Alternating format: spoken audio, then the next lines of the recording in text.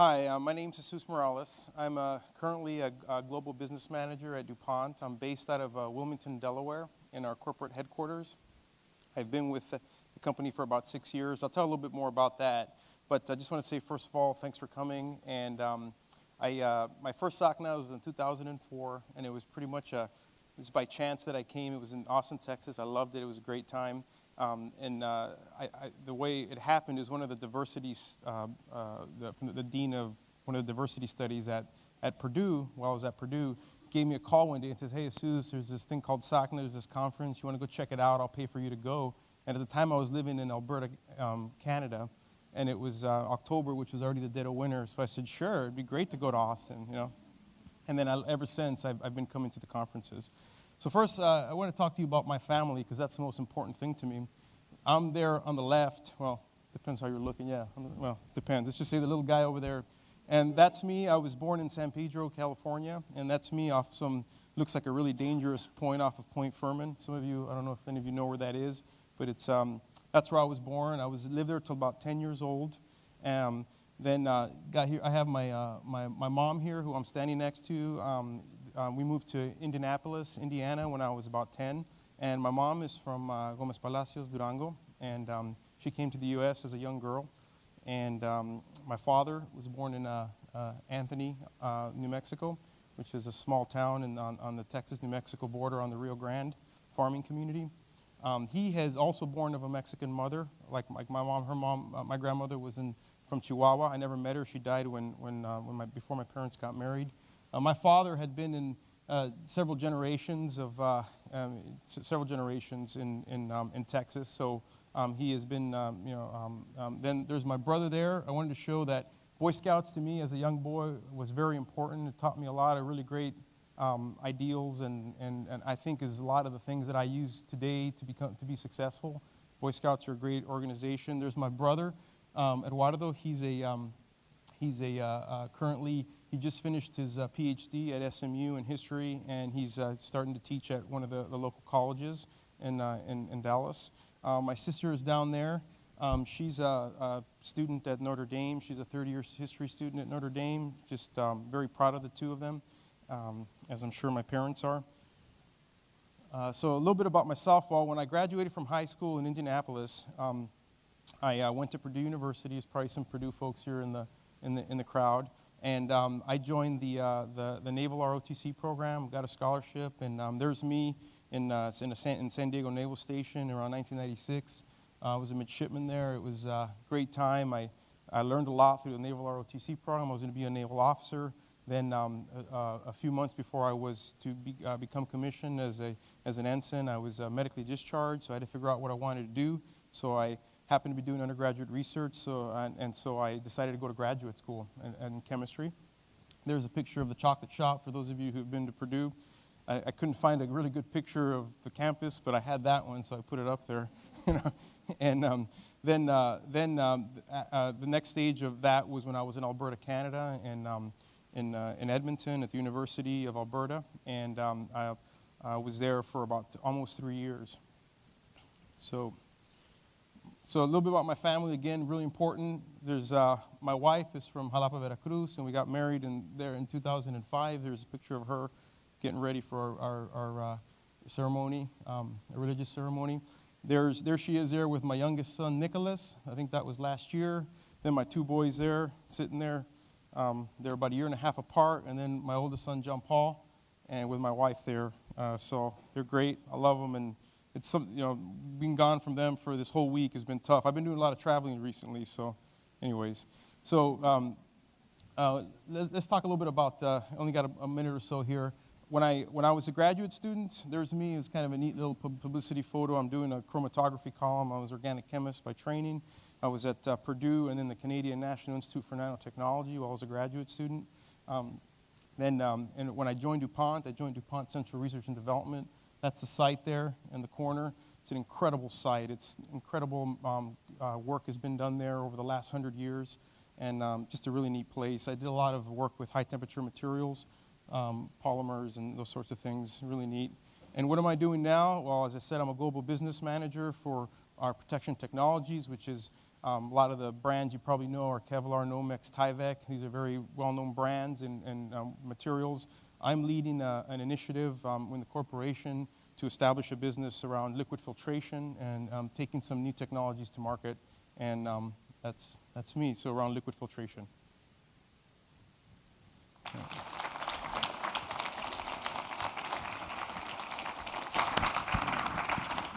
So now you all have the opportunity to meet our panelists. Again, they're here to provide their experience and knowledge to help you with your journey through the scientific process.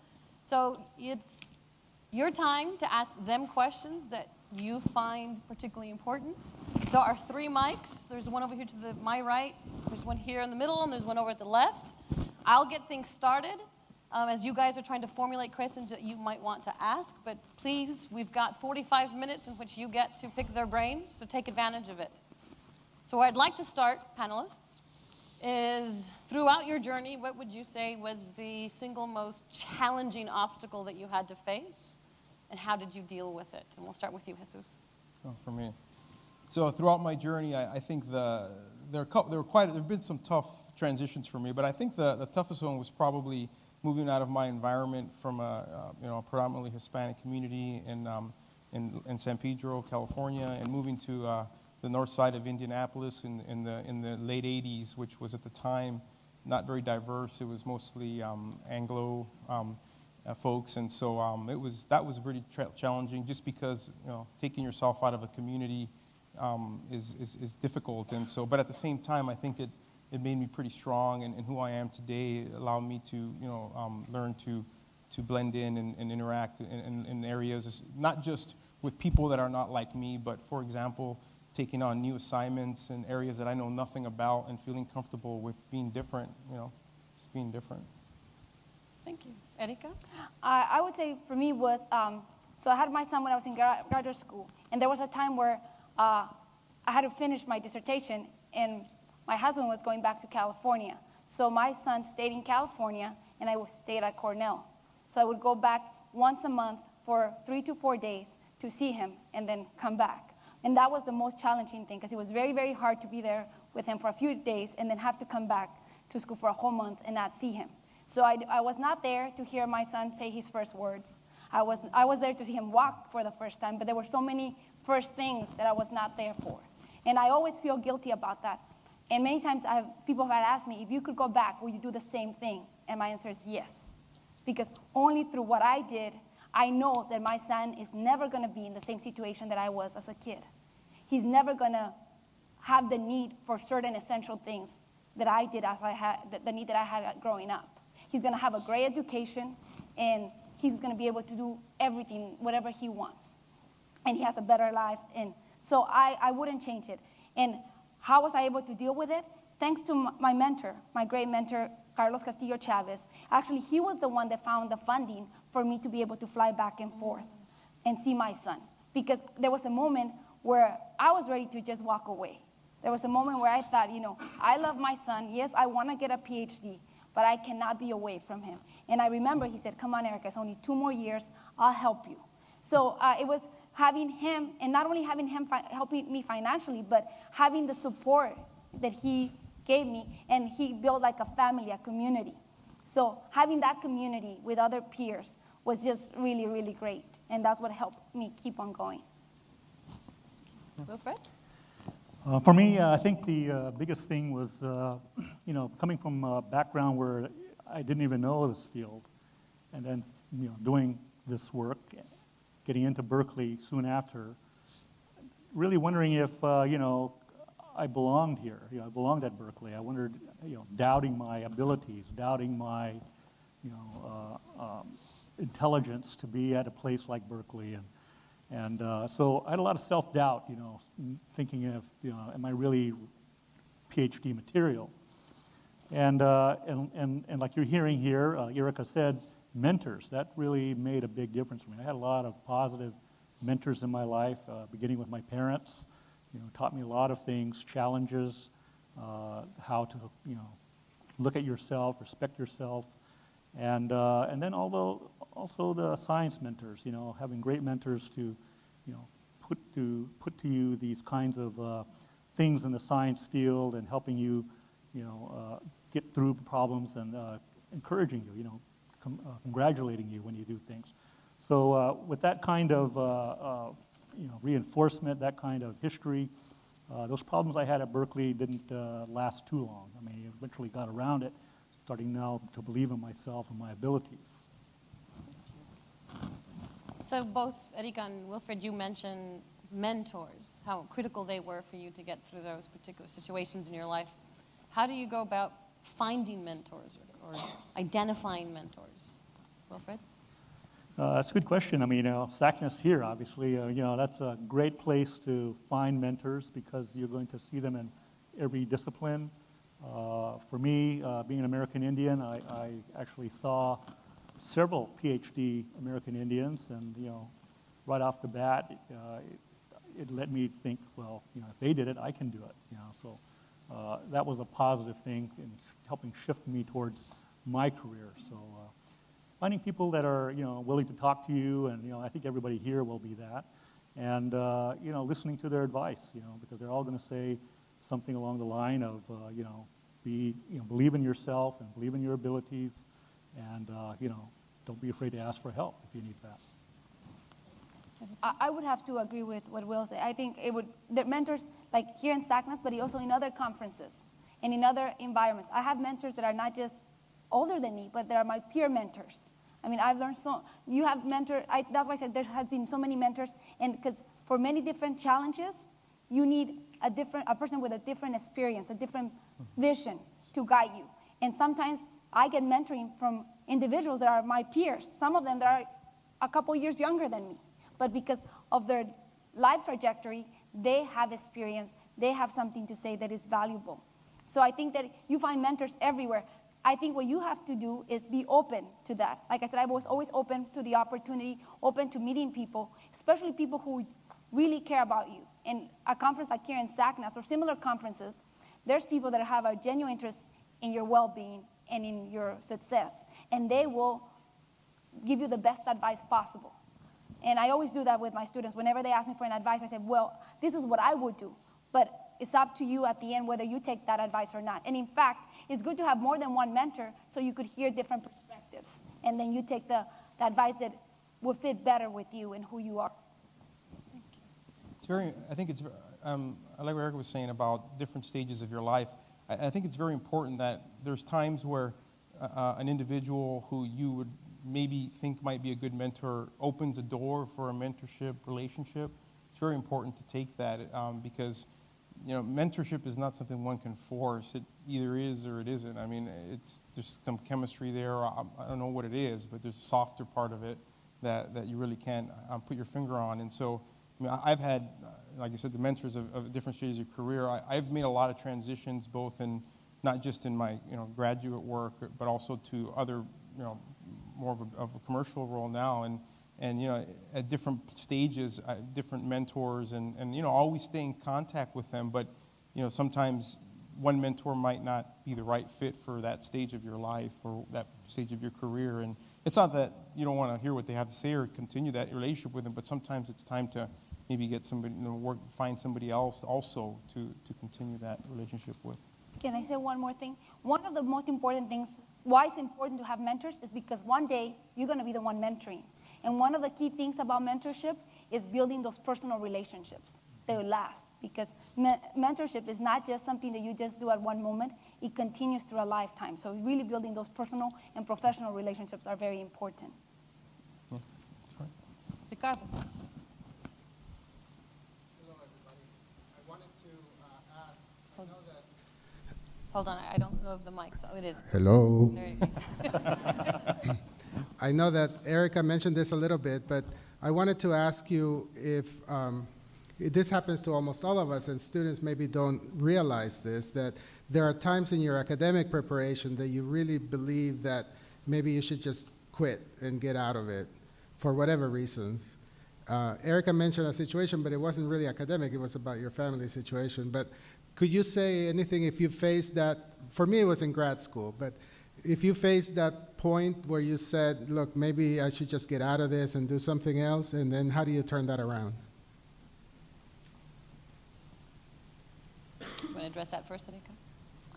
Academically, I did. Actually, it was I think when I was getting ready for my defense, when I had looked at it, I mean, not even for my defense, before that, I think my oral examination, my exam for candidacy, I think I asked, do I really have what it takes?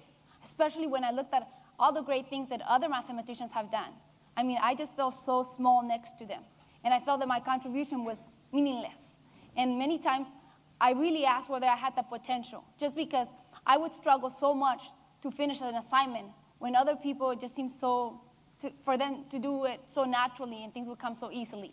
So I think one of the ways that I turned around this was through the network that I had of friends that were there and talking to them and asking them, how do they deal with that? And it's so funny because you'll find that at some point, all the graduate students usually feel that they question whether they really belong there, whether they have what it takes, whether they should continue and get a PhD, whether they're actually going to contribute something significant to the field.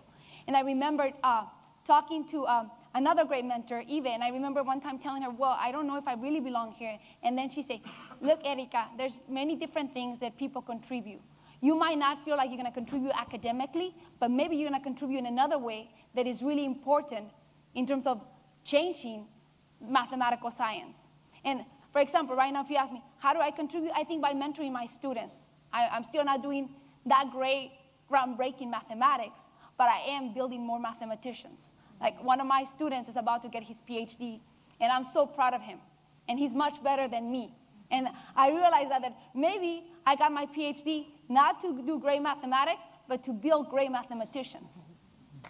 Wilfred, you kind of mentioned that as well.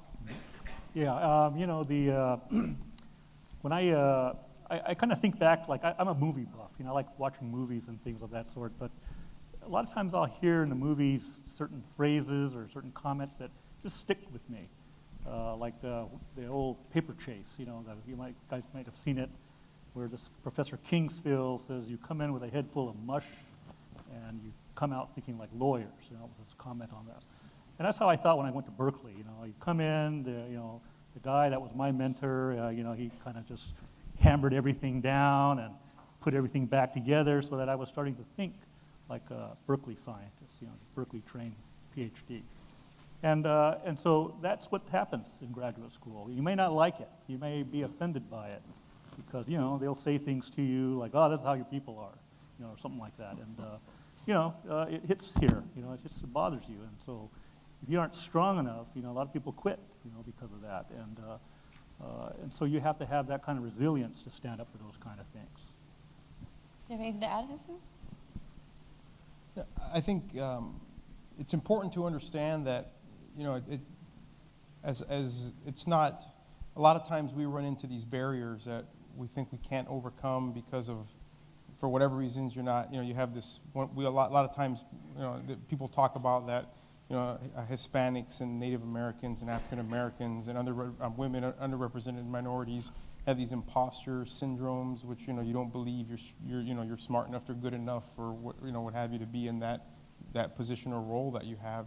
But, you know, it's amazing because I have a mentor he's an executive at DuPont, and he's an Anglo gentleman, very incredible. This guy's just incredible, really smart, and just had these really amazing, he has this huge group doing all this great, you know, work. And one day we were talking, and he started telling me about his imposter syndrome, and I was sitting here thinking like, what? You know, how is that possible? You know, you have it all. You know, what I mean by, you know, you're really successful, and so you know, it's hearing these types of stories that, you know, realizing that a lot of these folks who are brilliant scientists and engineers are just like you and I. They're just like you and I, and we have all the same issues, you know. So personal issues about, you know. We're all human. Yeah. That's, you know. Do me a favor, would you introduce yourself and where you're from first? Sure. My name is Sara Del Valle, and I'm from Los Alamos National Lab. And I actually wanted to say that I'm really glad to see someone from industry. And I work at a government facility, and so I just want to see more representation of minorities in different areas of the United States, not just in the academics, but in industry and in other places. So my question is for Erica. You mentioned that you have 3 kids. How do you balance work and also all the activities, extracurricular activities that you do and your family? With a lot of caffeine. No, not much sleep. Not much sleep. But it is very difficult. I'm still trying to balance it. One of the things that I've learned is that it's very important is to prioritize things, because you're not going to get everything done at once. So there's things that have to take priority. Otherwise, you will not do it, and you end up doing things that are just related to work and then leaving your family to the very end. And I've done that sometimes, and I feel very, very guilty. So trying to prioritize is one of the ways that I try to balance things. I'm still trying to juggle it. In fact, Tina and I were having that conversation during lunch, that academia is a place that is very flexible. And I think for that reason, it attracts a lot of women, because it's very flexible. However, still not very open and friendly to family. It's very, very hard, because yes, it's very flexible, but we're not putting 40 hours a week. We're putting like 80 hours a week. And the only difference is that we could take breaks during the day to go see one of our kids play, or go do one of the activities with our kids, but in the night, we still have to put the hours of work. So it is a challenge, but it's something that I think, at some point I thought, well, maybe I should stay at home and just devote time to my kids, but I couldn't do it. That wouldn't be me. I would probably start to volunteer time, and I would end up doing the same amount of work and not giving time to my kids. So it's better that at least I'm getting paid for it, and I'm working and doing something that I like. Like I said, but it is a challenge. And one of the things that I really like about where I am now is that they're very supportive when it comes to family. That's one of the things that I really like. And I guess for women, when you're looking for a job, find a job that fits you and fits your needs. And that's very hard, because we're so desperate to find a job that we're trying to impress them, but we don't stop and think, well, is this the place for me? Let me ask the questions to see if that's the right place for me. I have a colleague at UTEP that tells this story at some of the faculty development activities, and she says that her children were in grade school while she was a grad student, and they were in high school while she was a junior faculty trying to get tenure. And so after she got tenure, she decided to adjust her time schedule so she could spend more time with her teenage boys. And because she felt so guilty about the lack of time she felt that she had spent with them. And they were like, yeah, Mom, you were around too much. So she emphasizes that the thing is that we put these expectations on ourselves, that we think we're not spending enough time with our families or children. And they feel that you're stifling them. So you've got to realize and it's like, as Erika said too, you're a better parent if you're doing what you love as well. Thank you for the question. And please. Hello, my name is Hipólito Caradona from UC Santa Cruz. And on a little more darker note, I don't mean to be a downer, but I love the fact that we were talking about our mentors, and I've definitely had a lot of those great inspirational people. But have you ever had individuals in your life that just plain outright did not believe in you, and really just blindly didn't believe in you, and academically and as far as personally, and more importantly, how did you deal with that? How did you step to the side and still keep moving and keep trucking along? Does anybody have an experience they want to share? I would just say, for me, you have to ignore those things, because you're always going to have people that don't believe in you. You're always going to have people that are not in your side, that are not supporting. But for that, every single individual that you have that doesn't believe in you, you probably have 10 or 100 that do believe in you. So you just got to kind of look away, even though it's going to bother you. And if it bothers you a lot, use that anger and that energy to do positive things and focus on positive things.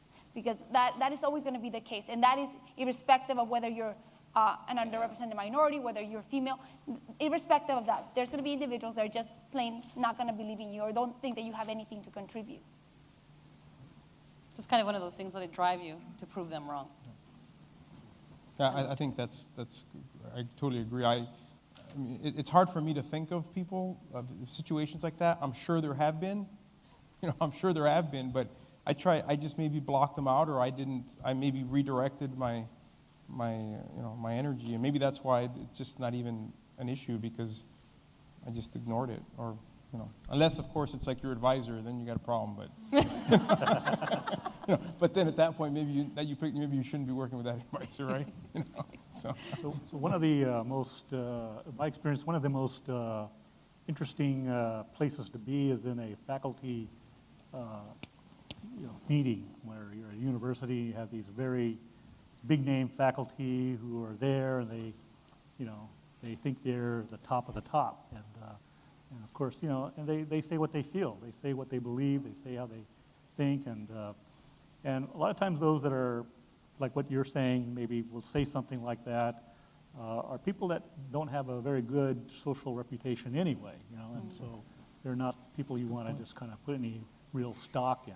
So I think that's what Erica was saying. You just have to put those people beside you, or behind you, I mean, and just not give them any weight, because there are a lot of people that do believe in you, and you have to use those for your strength. Yes. Hello, hi. I'm Jason Mora, and I'm from San Jose. So welcome everybody to San Jose, basically. And what was the one moment? And this is a question for all you guys. What's the one moment that you guys said, "This is what I want to do for a career"? Like, what was like the aha moment? Yeah, the aha moment, exactly. Because as kids, you guys would be like, "I want to be a policeman or a fireman." But what was, like, how do you go from being a policeman to, a mathematician, or or a chemist, or a biologist, or so. Susan, I'm start your end. wow, that's a tough question, because I consider myself constantly evolving, and so I don't know. I mean, today I am what I am, and in a couple years I might be something different. So I think that I think our teachers have a big effect on that, teacher effect, I call it, and where you have a really good teacher, and somehow they help you. Not help you, but you gain a lot of interest in that type of work, whatever it is, and then so you go down that path, and then you start seeing whether or not you like it. So I think there's a lot of experimentation involved. It would be difficult for me to say when I realized I knew what I was going to do, although I will say that I had early on when I was a freshman and sophomore, I had several internships with large corporations, and I just liked it. I experienced it, I experimented with it, and I liked it. And so, so I think you just have to try it out and see if it's hard. That's a tough one, because a lot of times, like you say, I never thought when I was even in high school, I'm going to be a chemist. I never thought that for a moment. I mean, that long term, I would be a chemist, right? Erika? For me, like I said, I got interested in mathematics because of Jaime Escalante, and I thought I wanted to be a high school teacher. But then I went to a summer program. So just like Jesus was saying, I think doing summer programs or internships, I never did an internship in the industry, but doing summer programs is great, because I think it really allows you to see a different aspect of the field that you're interested in that is not in the classroom setting, that it really what is being done in the real world. Like, for example, in mathematics, you get to do research, which many times in a classroom, you don't get to do research. And that is really important, because then you really realize the value of what you're learning and what you have learned. So to me, like I said, it was going to undergraduate programs was very, very important. And then the people that are there, usually the people that put together these research opportunities are people that really care about you. And then you get to see role models. Like, I met my role model there the first time I got there. So, and she was doing mathematics, and she was young and she was beautiful. And I thought, wow, I could be like that. Of course, I don't look as good as she does, but but it was a different perspective as opposed to always having mathematicians that are male, that I couldn't even see myself doing. It's a male for one, and I said, well, why is it that there's only male professors? So I would question whether I was able to do it or not. But the minute I saw someone that I could look like, or that I could see myself wanting to look like, it would make a world difference. In my case, I had my first research project was called the Epidemiology and Spread of the Group A Beta Hemolytic Streptococci on the Navajo Reservation. I had no idea what that meant when I first started research, but that was the name of the project, and I loved research. I came to love research because I had laboratory experience, But what got me to do what it is I do as a cell biologist was when I saw for the first time the bacteria, the group A beta hemolytic streptococci, under a fluorescence microscope. And I couldn't believe there were those kinds of colors and that we were looking at these cells lit up by these antibodies. And, you know, I mean, I said, I have to do this. I have to get my own microscope. I have to study other things that I can see like this. And that was my aha moment. You know, I mean, it made me choose cell biology as my career area. So the only thing I would add to that is that life is not linear. And so a lot of your decisions kind of depends on what happens in life at that particular time. So just as an example, when I went off to college, I was seriously involved with this guy, and we thought we were going to get married. And so I decided I wanted to get through college as fast as possible because I wanted to get married, have babies. So I was going to go be a med tech because I could have a job in a hospital as soon as I got out. But then we broke up. So it's like, okay, I got to figure out what I'm going to do now. So I was like, well, med school, what else do you do in biology? But then I went off and did a summer internship between my freshman and sophomore year in college, and I was working in biochemistry, same thing, big old title to a project. I had no clue what I was doing because it was biochemistry, and all I had was general bio. But I loved the process of trying to figure out what the heck I was doing. But even till now, as Jesus said, now what I've been focusing on keeps changing because new interests come in. But it's just taking advantage of the opportunities that they present themselves, and it kind of helps you define where you're going to end up going. So yes, next question. Hi, my name is Carmelita Jaramillo, and I'm from the University of New Mexico. I have a question for all panelists. It's obvious to everyone that you're all leaders in your communities and in your chosen academic fields and private industry.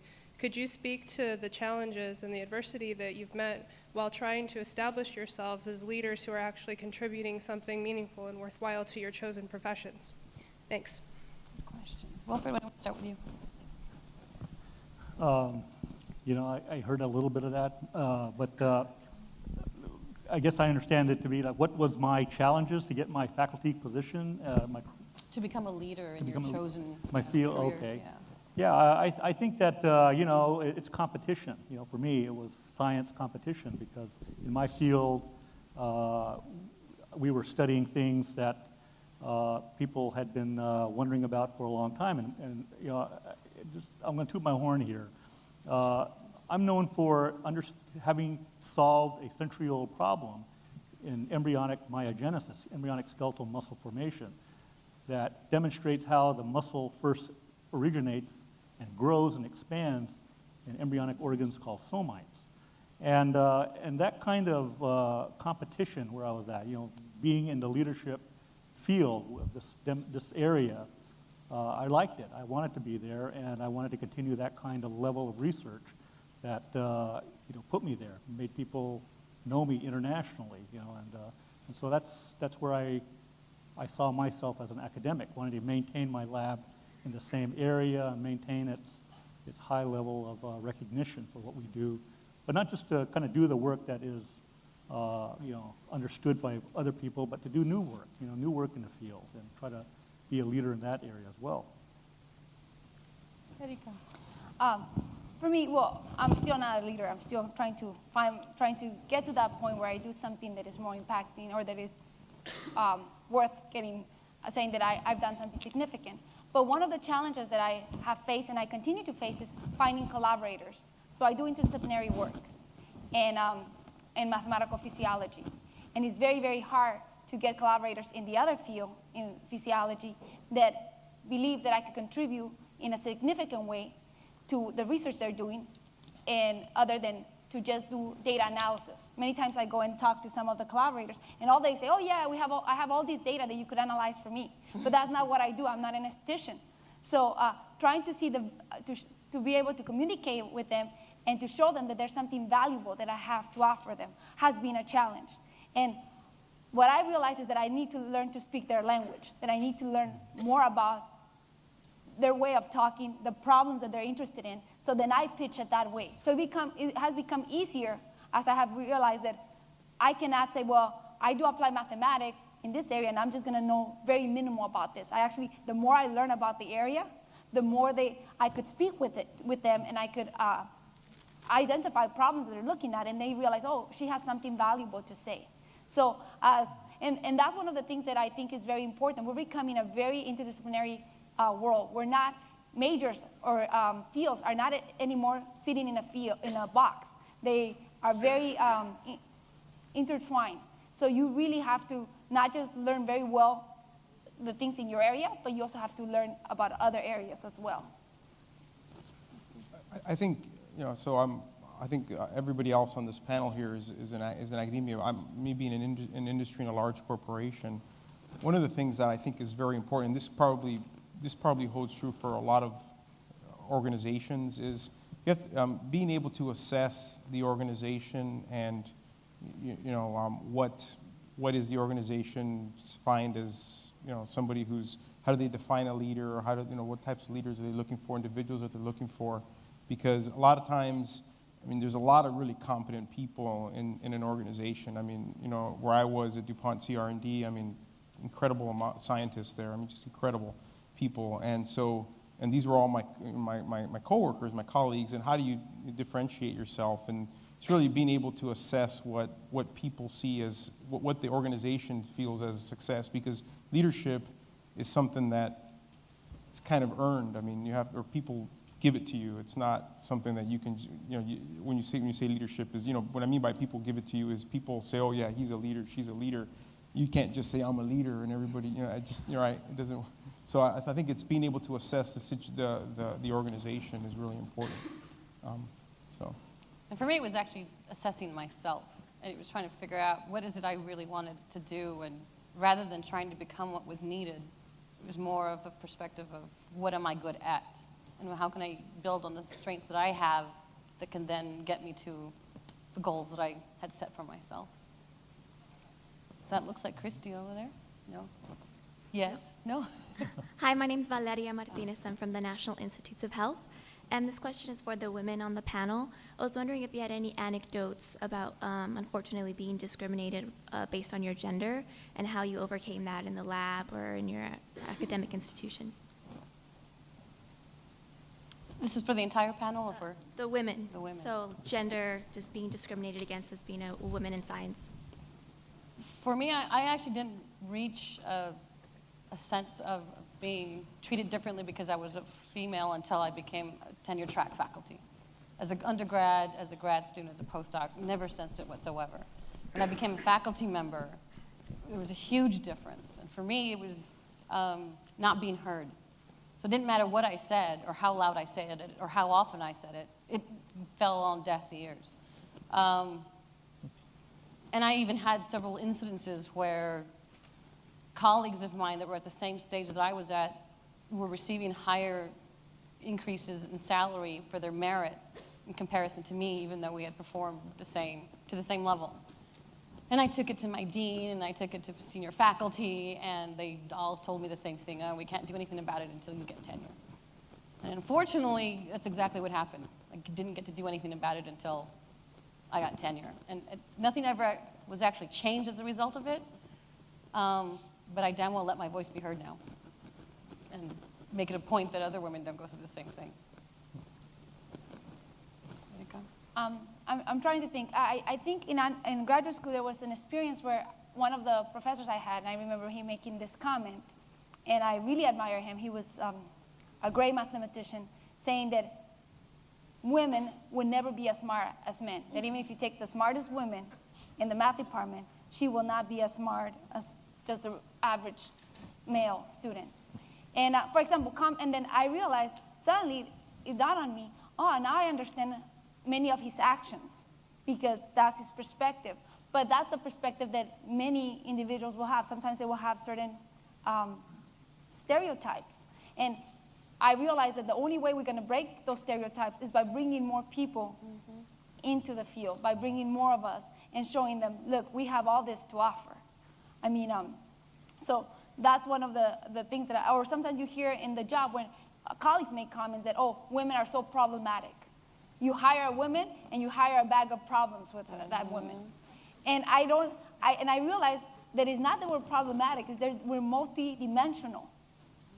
So we have a big range of vision as opposed to many males that don't. So, and they call that problematic. But other than that, I think in committees, when I sat in committees, many times I realized that they put me there because I'm the only woman. And not only am I the only woman, I'm also a minority. So they kind of they check two things at once by placing me in there. And I realize sometimes they're very important committees, and I get all excited. But I realize because I don't have tenure, no one is going to listen to what I have to say. So I just have to sit there and be a nice person. And okay, when the time comes to vote, I vote, even though I know that I'm really not going to be considered.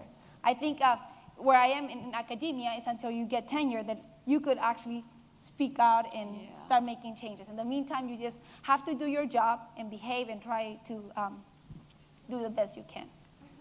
It's not an ideal situation. That's where we are, unfortunately, still. And it's sad because if you look, particularly in the biological sciences, the women outnumber the boys tremendously at the undergraduate level, at the graduate level, and then the postdocs are about 50-50, and then you get to the faculty level, and that's where you start losing the women. And I think it's that women just start making life choices rather than career choices. And I think it extends from this multidimensional, that there's more to us than just what we do. Not that men are unidimensional, it's just, kind of define yourselves a little differently. Next question. Hello, my name is Jorge. I'm from the University of Puerto Rico. So you guys mentioned about feeling like self-doubt during the grad school, and I think that has to do with being too hard on yourself. Can you repeat that again? I'm sorry, I didn't hear what you said.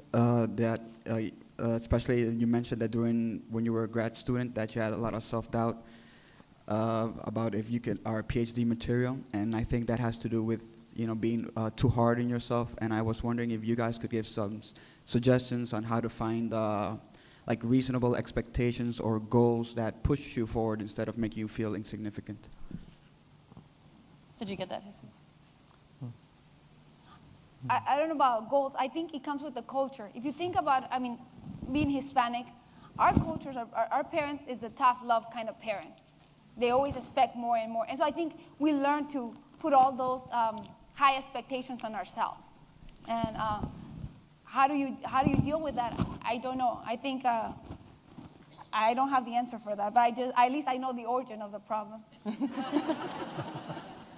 From my perspective, I think it's, not that I've achieved it, is learning how to balance. So if you work really, really hard because you put high expectations on yourself, then play really, really hard. And I definitely give myself, I showed you the pictures, dressed up as a marshmallow and doing the Titanic thing. It was the only thing that gets me through it, and I even do it with my students when I know that they've been working really long hours. I force them to go home because you need perspective, and sometimes backing off on those expectations, you need to be able to give yourself room to breathe. Again, not that I've mastered it because I still haven't, but that's my perspective. Yeah, I also think that, a lot of times from when we're really small, we always want to compare ourselves. Not just in general, humans like to compare ourselves to other people. And when you start doing that, I think you also get into problems because sometimes, you're either going to feel like you're better than the person and that person's you're not getting recognized for it because you're better for that person, or you're going to feel inferior to that person. So sometimes try not to compare yourself. I think we do that a lot naturally, right? Since you're a little kid, here's a star for doing really well in kindergarten, and the other kid didn't get a star, right? So, it's from a very small age that happens, and I do that all the time, and so I sometimes have to think and say, here we go again, comparing myself, putting myself in the box. So that helps too, I think. For me, when I first got into research at a real structured research at Berkeley, for example, I couldn't believe that there were students who would stay there 8, 10, 12 hours in the lab. I thought they would just do like me, go home after my courses were over, and maybe spend an hour in the lab and go home.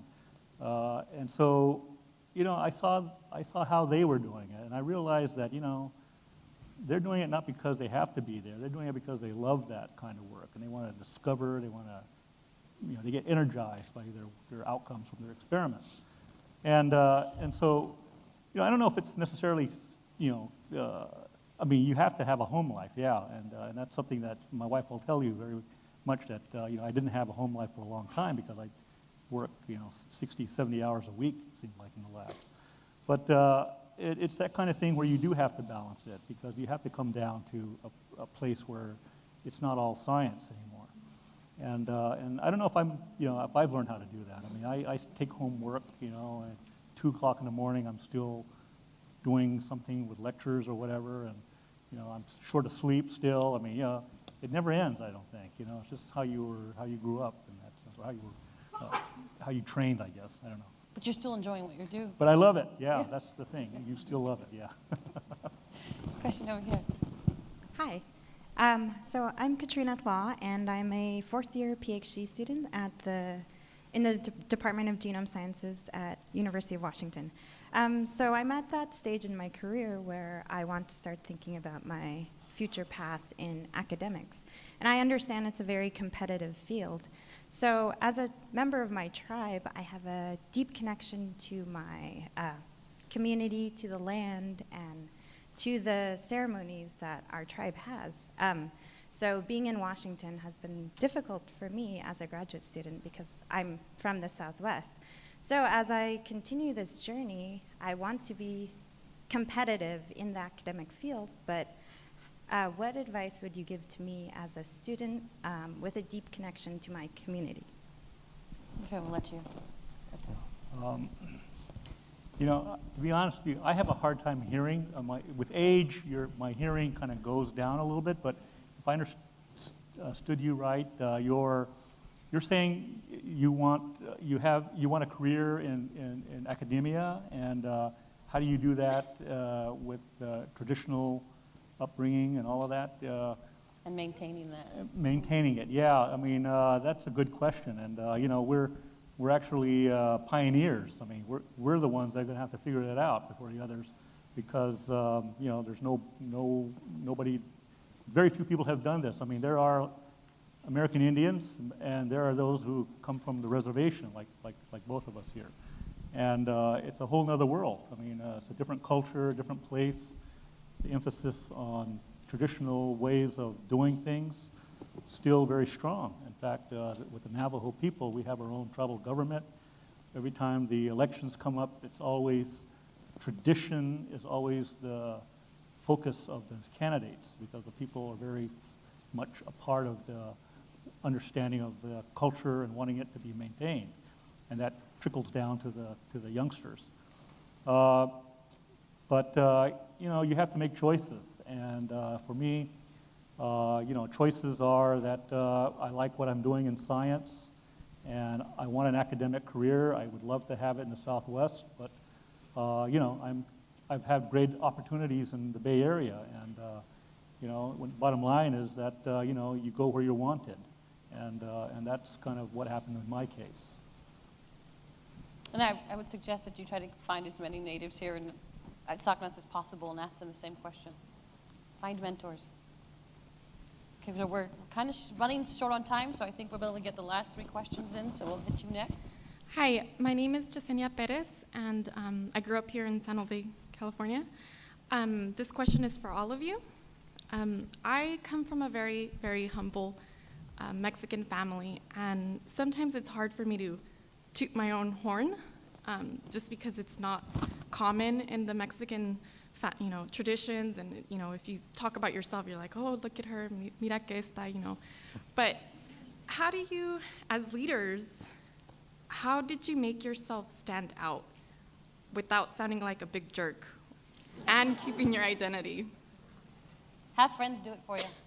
I got a lot of friends that do it for me. Several of them out there in the audience. I think you have to get over that, and I was just told that about a year ago. One of my mentors, I had the same question. I was about something, and he basically told me, you got to get over it. You just have to try to get over it, because if you don't, people can talk about you and praise you, but you also have to go around, showing that you are a leader and that you have in your field, because. But you just got to get over it. I know that's hard, and it's hard to accept, but it's one of those things like, you have an issue or a barrier or something you got to get over, and you just got to work on it. You just have to work on that. That would be my advice. And it's hard to hear because they told me that. Like I said, somebody told me that recently. Exact same thing.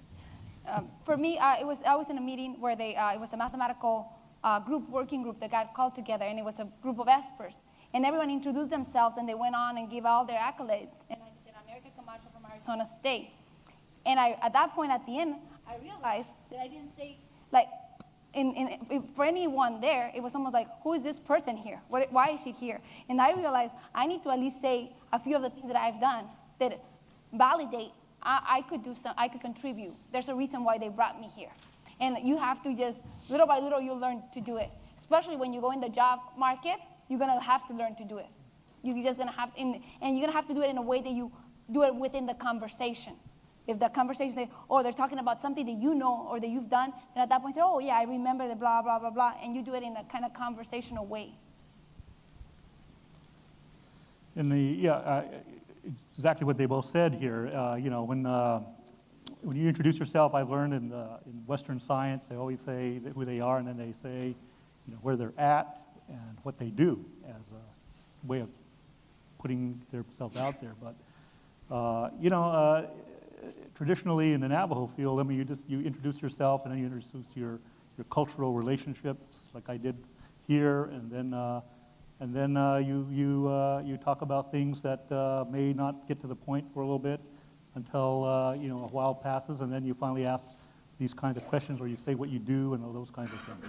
And so it's a little bit backwards, I guess. And so it's something that you have to get past, because you have to promote yourself, and all the work you've done, what you've achieved, you've got to make that stand out, because that's what they look at if they want to hire you or they want to bring you to their school or whatever. You need to show them that you've really accomplished something.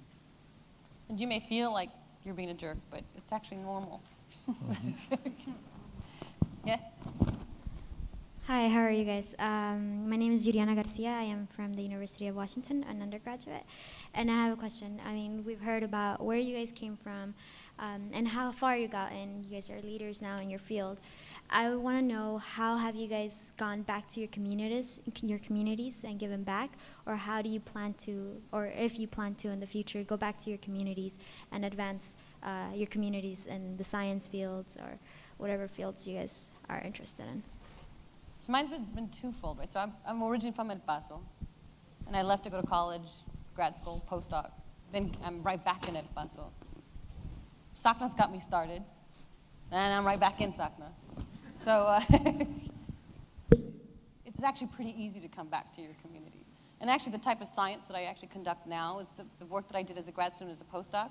I've now put it into context of the Hispanic population, specifically looking at obesity. And so all of that ends up kind of coming back together, because that is a personal interest to me. Sorry. In my case, I'm really happy that I was able to do some things. I mean, I helped where I went to my first college, Navajo Community College. I helped one of the biology professors there get a grant, the MBRS grant, and we had a pipeline where he came to work at UCSF when I was a postdoc, and he trained with me, and so I helped him learn some skills to do what I was doing, and he brought it back to the college in Shiprock. And hopefully that led to some new training of students and so forth. But that's how I was able to give something back. But I would love to do more, and at least where I'm. You've been active with SACNAS. Exactly. But the thing about where I'm at, being where I grew up on a reservation, it's hard because the people there don't see this. They don't still see science. The people who are in the leadership position, they don't recognize it to where it can really be a big benefit to the school system, to the college there, and so forth. And I really struggle with that, because I keep writing people saying, we ought to do this. We need to build up the cell molecular labs in the college there, and it just falls on deaf ears. And so sometimes you may want to do it, but you can't, because you need the other side to push this forward. Okay, so in the interest of time, I want to go ahead and hit our last question. Hello, my name is Kelsey too. I'm attending Napa Valley Community College. This is a question in regards towards Dr. Danette Claw. Was it difficult for you to obtain your PhD than an MD? And what advice would you give to people who are pursuing both degrees, MD and PhD? Well, that's a good question because you know, when I started in my career, they thought I was going to be an MD. They said, "Oh yeah, he's going to be a doctor." You know, they would all say that. But I found research, and there was no turning me back once I saw the fluorescence microscope, and you know, I was going to do this. And so you know, people in my community, the elders, they would say things like, "Well, you know, at least you're moving up," you know, something like that. You know, kind of give you that, you know, but I'm at Berkeley, you know, like not very many people go there, you know, one of the best universities in the world. But they don't see that, you know, at least you're moving up was the comment I got from some of them.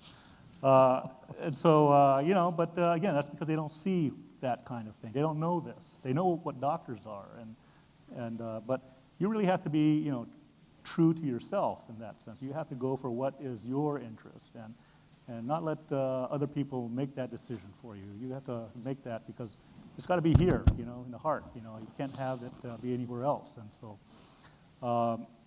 so that's what I would say. That's what you should do. And as far as the MD, PhD program, I think those are very interesting things. I mean, it's a long time to be in school. I would do it a different way. I would get my MD, and then I would do graduate work at the NIH and get paid like an MD rather than a struggling graduate student, and still do the same thing. In that, yeah, at least that's what I think. You know. So please join me in thanking our panelists for being here and spending their time with us.